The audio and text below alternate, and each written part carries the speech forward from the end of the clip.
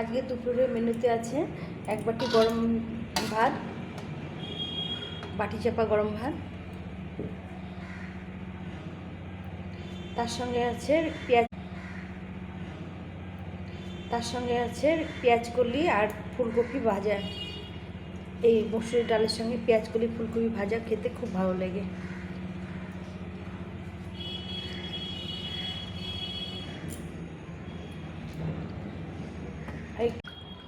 একদম পেঁয়াজ রসুন দিয়ে মসুর ডাল করেছি।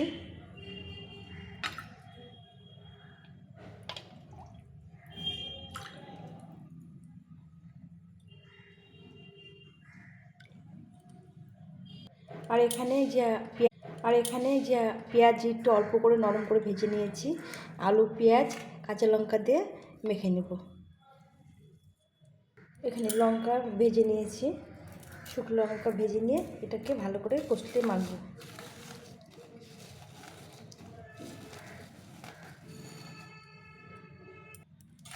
এই নরম নরম করে পেঁয়াজটা ভেজে নিয়েছি।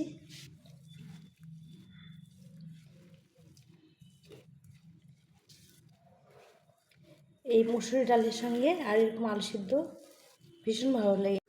দেখো কত সুন্দর হয়েছে। এই পেঁয়াজ দিয়ে পেঁয়াজটা নরম করে ভেজে নিয়েছি, ভেজে নিয়ে এই লঙ্কা ভেজে নিয়ে সুন্দরভাবে এই আলু মেখেছি। মসুর ডালের সঙ্গে এরকম আলু সিদ্ধ ভীষণ ভালো লাগে। দেখো কেমন লাগলো আলু ভর্তাটা তোমাদের।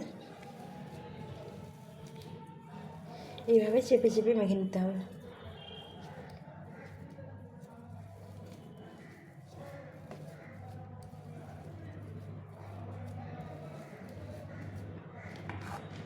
আর একটা এরকম আলু সিদ্ধ বা আলু ভর্তা, তার সঙ্গে একটা শুকনো লঙ্কা। তো আজকে দুপুরে থালিটা কেমন হলো তোমরা অবশ্যই কমেন্ট করে জানিও।